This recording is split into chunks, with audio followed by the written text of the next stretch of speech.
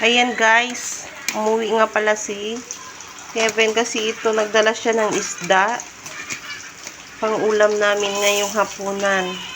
So tuwang-tuwa ako guys na makita ko na yung dala-dala niya palang isda. Ay yung paborito kong isda.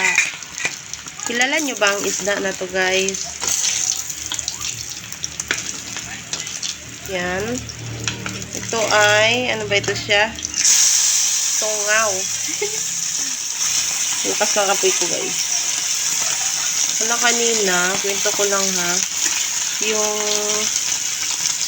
Yung ano namin, association namin ay nagchat-chat sa GC.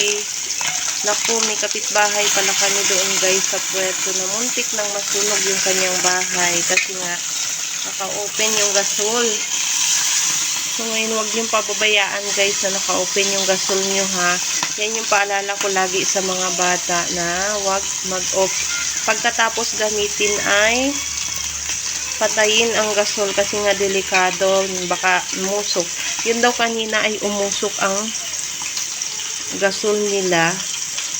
Sabi ko nga dapat maging maingat tayo mga pagsabihan natin yung mga bata. Lalo pa yun parang nakalimutan daw ata yung ininit na ulam, parang ganun. Ay naku, ingatan nyo guys yung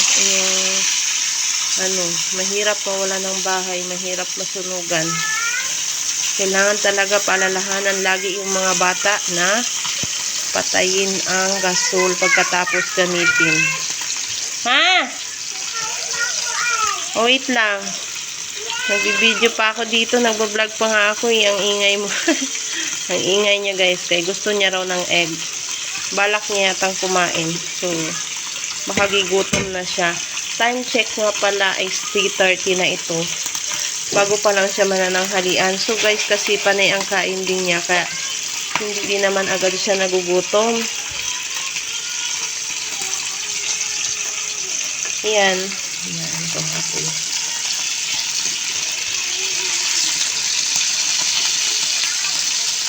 Diba? Buti na lang yung paa ko guys ay gumaling-galing na. Ito kasi yung nadisgrasya ako. Nabuburyungot talaga ako na sobrang sakit ng paa ko. So far ngayon naman ay okay na siya. Ay namamagana lang siya ng konti. Sana ay magtuloy-tuloy ng gumaling. Ito na lang yung parang may nabutas. Yung parang naanuhan siya ng bato. Masakit. Kumikirot-kirot siya. Yun parang singit-singit siya. Pero pagaling din naman ito. Hindi rin naman ito magtatagal. Gagaling din.